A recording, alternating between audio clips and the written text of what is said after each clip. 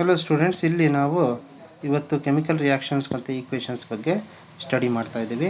ಇದು first chapter, that is chemical reactions ಮತ್ತು equations ಅಂತಕ್ಕಂಥದ್ದನ್ನು ನಾವಿಲ್ಲಿ ನೋಡ್ತಾ ಹೋಗ್ತಿದ್ವಿ.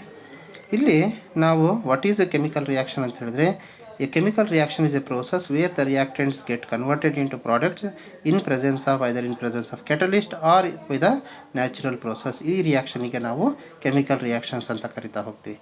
ಇಲ್ಲಿ ಕೆಮಿಕಲ್ ರಿಯಾಕ್ಷನ್ಸಲ್ಲಿ ವರ್ಡ್ ಈಕ್ವೇಷನ್ ಮತ್ತು ನಾವು ಫಾರ್ಮುಲಾ ಈಕ್ವೇಷನ್ಸ್ ಅಂತ ಕರಿತಾ ಹೋಗ್ತೀವಿ.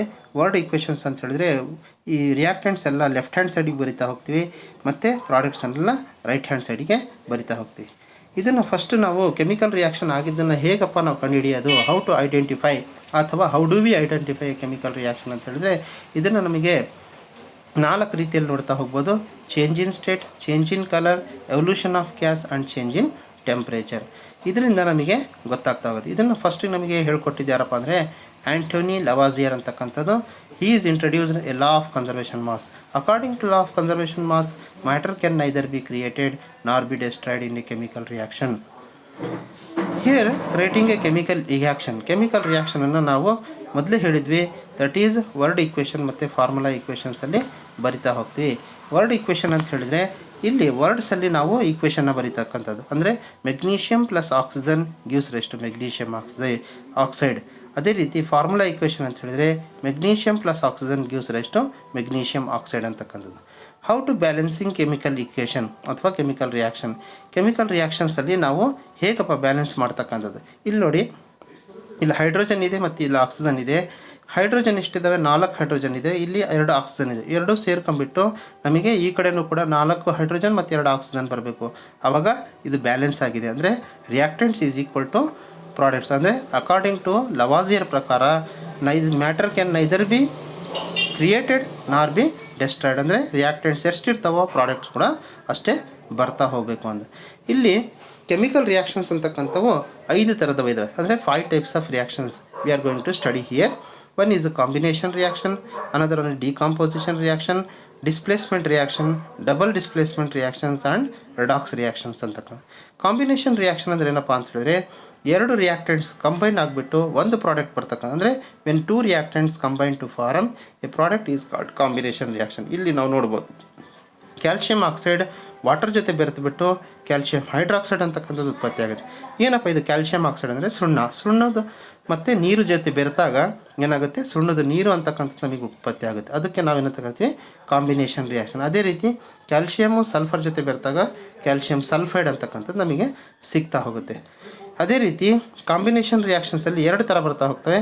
ಅದು ಎಂಡೋಥರ್ಮಿಕ್ ರಿಯಾಕ್ಷನ್ ಮತ್ತು ಎಕ್ಸೋಥರ್ಮಿಕ್ ರಿಯಾಕ್ಷನ್. ಇಲ್ಲಿ ಎಕ್ಸೋಥರ್ಮಿಕ್ ರಿಯಾಕ್ಷನ್ ಅಂತ ಹೇಳಿದರೆ, ಯಾವ ರಿಯಾಕ್ಷನ್ ಆದಾಗ ಹೀಟ್ ಲಿಬರೇಟ್ ಆಗುತ್ತೋ ಅಂಥ ರಿಯಾಕ್ಷನಿಗೆ ಎಕ್ಸೋಥರ್ಮಿಕ್ ರಿಯಾಕ್ಷನ್ ಅಂತ ಕರಿತೀವಿ. ಅಂದರೆ burning of natural gas. Natural gas ಅಂದರೆ ನಮ್ಮ ಮನೆಯಲ್ಲಿರ್ತಕ್ಕಂಥ ನಾವು ಗ್ಯಾಸನ್ನು ಸುಟ್ಟಾಗ ನಮಗೇನು ಸಿಗ್ತಾ ಹೋಗುತ್ತೆ, that is called as A heat ಮತ್ತು ನಮಗೆ ಬೆಳಕು ಅಂತಕ್ಕಂಥದ್ದು ಸಿಗ್ತಾ ಹೋಗುತ್ತೆ. ಅದ್ರ ಜೊತೆಯಲ್ಲಿ ಗ್ಯಾಸ್ ಅಂತಕ್ಕಂಥದ್ದು ಉತ್ಪತ್ತಿ ಆಗುತ್ತೆ, ಹೊಗೆ ಅಂತಕ್ಕಂಥದ್ದು ಬರ್ತಾ ಹೋಗುತ್ತೆ. ಇಂಥ ರಿಯಾಕ್ಷನಿಗೆ ನಾವೇನಂತ ಕರಿತೀವಿ, ದಟ್ ಈಸ್ ಎಕ್ಸೋಥರ್ಮಿಕ್ ರಿಯಾಕ್ಷನ್ ಅಂತ. ಅದೇ ರೀತಿ endothermic reaction. Endothermic reactions are those reactions in which heat is absorbed ಅಂತ ಹೇಳ್ತಾ ಹೋಗುತ್ತೆ. ಹೀಟ್ ಇಲ್ಲಿ ಆಕ್ಷನ್ ಆಗ್ತಾ ಹೋಗುತ್ತೆ. ಅಬ್ಸಾರ್ಪ್ಷನ್ ಅಂತ ಹೇಳಿದರೆ, ನಾವು ಸಕ್ಕರೆ ತೊಗೊಂಡ್ಬಿಟ್ಟು ನೀರಿನಲ್ಲಿ ಹಾಕಿದಾಗ ಸಕ್ಕರೆ ಕರಗೋಗುತ್ತೆ.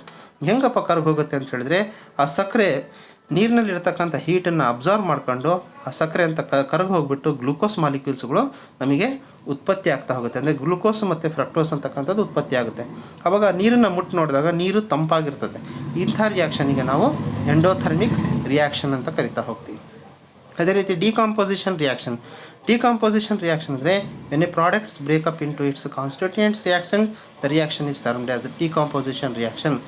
That is example is when ferrous sulphate is heated, ferric oxide and sulphur dioxide and sulphur trioxide ಅಂತಕ್ಕಂಥದ್ದು 3 ಪ್ರಾಡಕ್ಟ್ಸನ್ನು ನಾವು ಇಲ್ಲಿ ನೋಡ್ತಾ ಹೋಗ್ಬೋದು.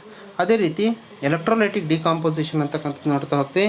ಎಲೆಕ್ಟ್ರೋಲೈಟಿಕ್ ಡಿಕಾಂಪೋಸಿಷನ್ ರಿಯಾಕ್ಷನ್ ಅಂತ ಹೇಳಿದರೆ, ಇಲ್ಲಿ in presence of electricity a product reactant is break down into products. ಅಂದರೆ ವಾಟರನ್ನು ಬ್ರೇಕಪ್ ಮಾಡಿಬಿಟ್ಟು ಆಕ್ಸಿಜನ್ ಮತ್ತು ಹೈಡ್ರೋಜನನ್ನು ಸಪ್ರೇಟ್ ಮಾಡ್ತಕ್ಕಂಥ ರಿಯಾಕ್ಷನಿಗೆ ಎಲೆಕ್ಟ್ರೋಲೈಟಿಕ್ ಡಿಕಾಂಪೋಸಿಷನ್ ರಿಯಾಕ್ಷನ್ ಅಂತ ಕರಿತಾವೆ.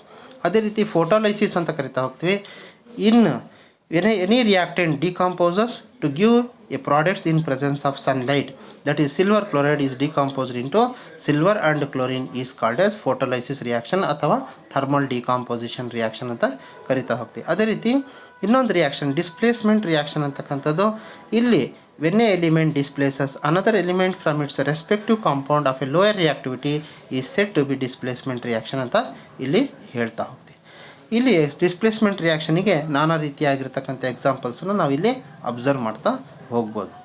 ಅದೇ ರೀತಿ ಡಬಲ್ ಡಿಸ್ಪ್ಲೇಸ್ಮೆಂಟ್ ರಿಯಾಕ್ಷನ್ ಅಂದರೆ reactions in which there is an exchange of ions between the reactants are called double displacement reaction ಅಂತ. ಅಂದರೆ ಎಕ್ಸಾಂಪಲ್ ಸಿಲ್ವರ್ ನೈಟ್ರೇಟನ್ನು ಸೋಡಿಯಂ ಕ್ಲೋರೈಡ್ ಜೊತೆ ಬೆರೆತಾಗ ಸಿಲ್ವರ್ ಕ್ಲೋರೈಡ್ ಮತ್ತು ಸೋಡಿಯಂ ನೈಟ್ರೇಟ್ ಅಂತಕ್ಕಂಥದ್ದು ನಮಗೆ ಉತ್ಪತ್ತಿ ಆಗ್ತಾ ಹೋಗುತ್ತೆ. ಅದೇ ರೀತಿ ಇಲ್ಲಿ ಇನ್ನೊಂದು ರಿಯಾಕ್ಷನ್ ಇದೆ ಡಬಲ್ ಡಿಸ್ಪ್ಲೇಸ್ಮೆಂಟ್ ರಿಯಾಕ್ಷನ್ಸಲ್ಲಿ ಪ್ರಿಸಿಪಿಟೇಷನ್ ರಿಯಾಕ್ಷನ್ ಅಂತಕ್ಕಂಥದ್ದು ಬರ್ತಾ ಹೋಗುತ್ತೆ. ಅಂದರೆ ಸಿಲ್ವರ್ ನೈಟ್ರೇಟನ್ನು ನಾವು ಪೊಟ್ಯಾಷಿಯಂ ಕ್ರೋಮೇಟ್ ಜೊತೆ ಬೆರೆತಾಗ ಪೊಟ್ಯಾಷಿಯಂ ನೈಟ್ರೇಟ್ ಮತ್ತು ಸಿಲ್ವರ್ ಕ್ರೋಮೇಟ್ ಅಂತಕ್ಕಂಥದ್ದು ಪ್ರಿಸಿಪಿಟೇಟ್ ಅಂತಕ್ಕಂಥದ್ದು ನಮಗೆ ಬರ್ತಾ ಹೋಗುತ್ತೆ. ಇಂಥ ರಿಯಾಕ್ಷನಿಗೆ ನಾವು ಏನಂತ ಕರಿತೀವಿ, ಪ್ರಿಸಿಪಿಟೇಷನ್ ರಿಯಾಕ್ಷನ್.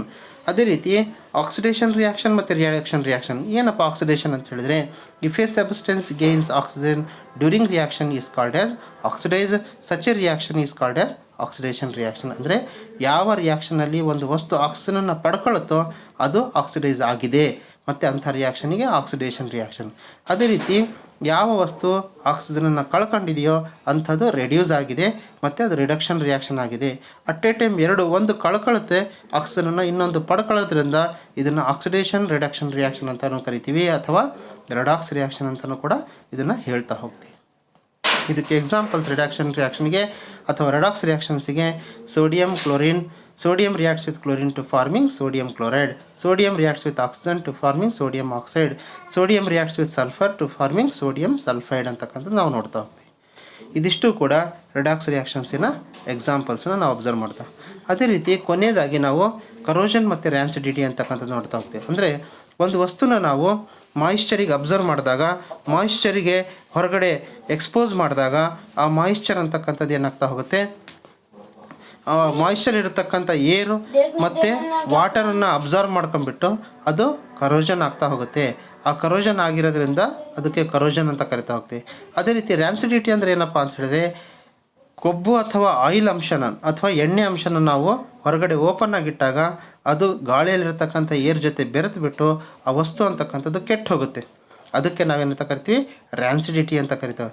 ಅದು ಕೆಟ್ಟು ಹೋಗಬಾರ್ದಪ್ಪ, ಏನು ಮಾಡಬೇಕು ಅದು ಅಂತ ಹೇಳಿದರೆ ಅದಕ್ಕೆ ಆ್ಯಂಟಿ ಆಕ್ಸಿಡೆಂಟ್ಸನ್ನು ಮಿಕ್ಸ್ ಮಾಡಿಬಿಟ್ಟಾಗ, ನಾವು ಆ್ಯಂಟಿ ಆಕ್ಸಿಡೆಂಟ್ಸ್ ಹಾಕಿದಾಗ ಅದು ಆಕ್ಸಿಡೇಷನನ್ನು ಪ್ರಿವೆಂಟ್ ಮಾಡ್ತಾ ಹೋಗುತ್ತೆ.